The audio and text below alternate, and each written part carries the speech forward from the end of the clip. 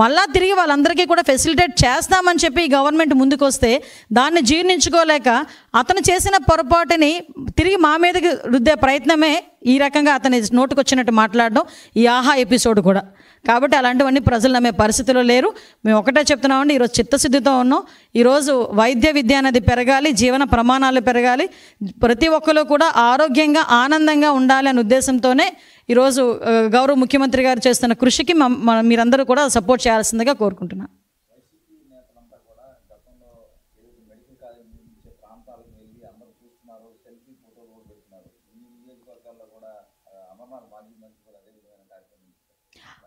అదే అసలు ఇప్పుడు ఆయన ఎక్కడ ఏ మెడికల్ కాలేజ్, నాకు తెలుసు అనకాపల్లి మెడికల్ కాలేజ్కి వెళ్ళి ఒక ఫోటో తీసుకొని ఉంటాడు.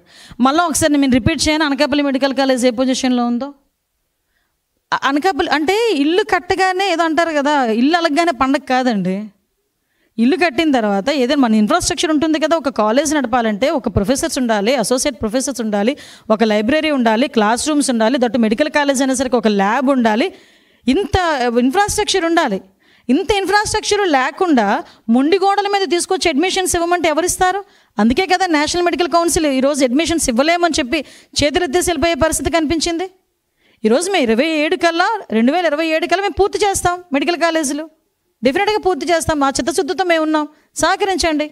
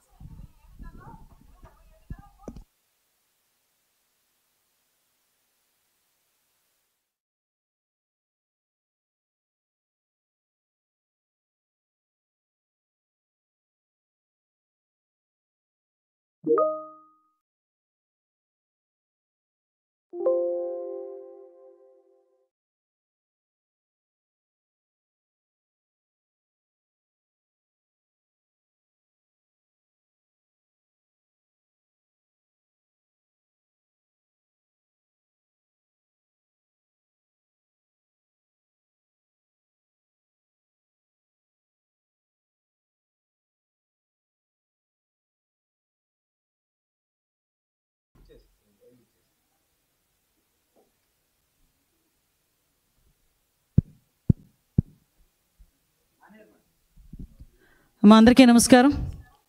ఈరోజు ఈ 15 నెలల ఎన్డీఏ కూటమి పరిపాలనలో మీ అందరికీ తెలుసు, ఈరోజు ప్రజలందరూ కూడా ఒక ప్రశాంతమైన వాతావరణాన్ని గడపడం ఒక ఎత్తు అయితే, ఒక పక్క నుంచి అభివృద్ధి కార్యక్రమాలు, ఒక పక్క నుంచి సంక్షేమ కార్యక్రమాలు, మరోవైపు నుంచి సమాజానికి దిక్సూచి, సమాజానికి జీవనాడి అయినటువంటి విద్య వైద్య విషయంలోని కూడా ప్రత్యేకమైన దృష్టి పెట్టి ఈరోజు ఎన్డీఏ కూటమి ప్రత్యేకంగా గౌరవ ముఖ్యమంత్రి గారు నారా చంద్రబాబు నాయుడు గారు కేంద్ర సహాయ సహకారములతో ఈరోజు ఎన్డీఏ కూటమి సహాయ సహకారంతో ఈ గవర్నమెంట్ని ఎంత ముందుకు తీసుకెళ్తున్నారో మనందరికీ అర్థమవుతుంది.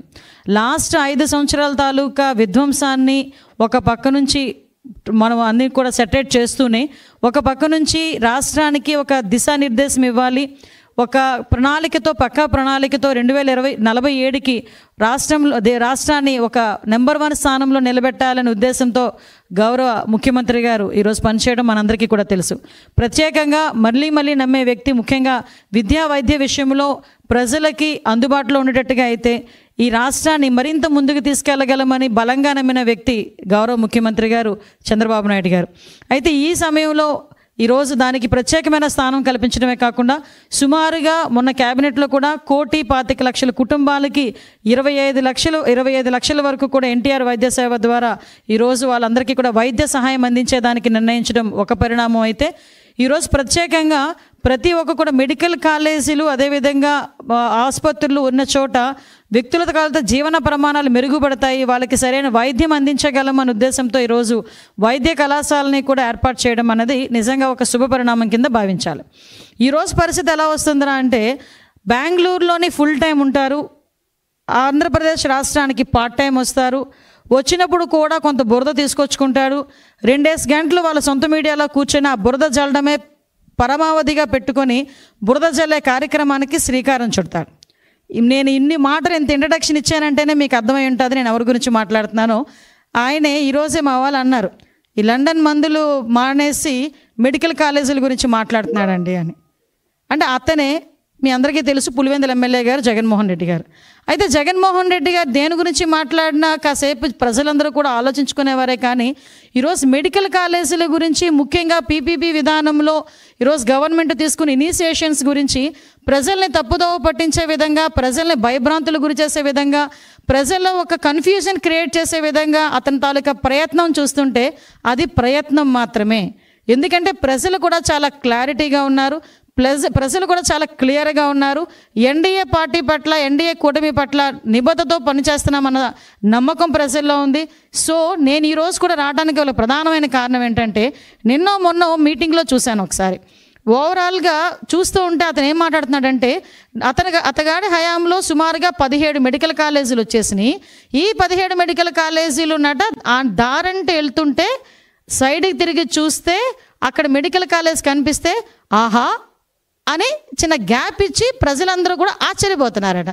అయితే ఆయన అన్న తర్వాత మేము కూడా ఒకసారి చూద్దాం ఈ 17 కాలేజీల్లో ఆహా అనేటంతగా ఎంత ఉన్నదా అని ఒకసారి చూసేసరికి ఒక్కసారి మీరు కూడా ఒకసారి చూడాలి. ఇక్కడ for example Madanapalle medical college అండి. ఇది మదనపల్లి మెడికల్ కాలేజ్కి సంబంధించి ప్రభుత్వ వైద్య కళాశాల బోర్డు అయితే మాత్రమే ఉంది, ఆహా అనడానికి బోర్డు ఉంది. సో ఇక్కడ ఫర్ ఎగ్జాంపుల్ ఇది మెడికల్ కాలేజ్ తాలూకా ప్రాంగణం కట్టడం. ఓకే, ఇక్కడ మనం ఏమనుకోవాలి, ఈ పిల్లర్ ఏమో ల్యాబ్ అనుకోవాలి, ఈ పిల్లర్ ఏమో రీడింగ్ రూమ్ అనుకోవాలి, లేదు అనుకుంటే ఈ పిల్లర్ ఏమో ఒక లైబ్రరీ అనుకోవాలి. అలా అనుకుంటేనే తప్ప ఇది మెడికల్ కాలేజ్ అన్న సంగతి మన ఎవరికి అర్థం కాదు. ఒకసారి మీరే చూద్దరు కానీ ఒకసారి ఇది మదనపల్లి మెడికల్ కాలేజ్. ఇక్కడ చూసి ఆగి ఆహా అనే వాళ్ళు ఎవరైనా ఉన్నారా? మీ బతుకు చెడ అనుకున్న వాళ్ళు ఎవరైనా ఉన్నారా అండి? సారీ టు సే, నేను కొన్ని పదాలు